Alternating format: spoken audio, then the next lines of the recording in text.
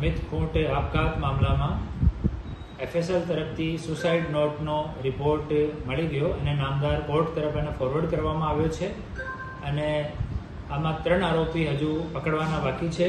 અનિરુદ્ધસિંહ જાડેજા, રાજદીપસિંહ જાડેજા અને રહીમ અબ્દુલ બલોચ.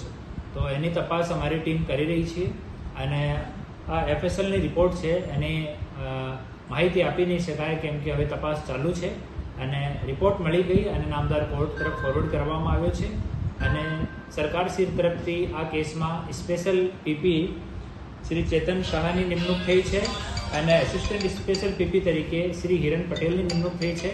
બંને સાથે અમારી વાત થઈ ગઈ અને બંનેને કેસ સંબંધિત વિગતો આપવામાં આવી છે.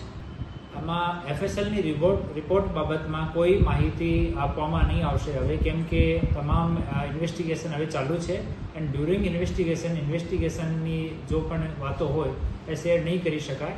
તો ઓફિશિયલી જેમ આપણામાં પ્રોગ્રેસ તમારી સાથે શેર કરી શકું આપણે તમને આમંત્રિત કરીને શેર કરીશું. તાલુકાની અને LCBની ટીમ આ પર કામ કરી રહી છે. Thank you.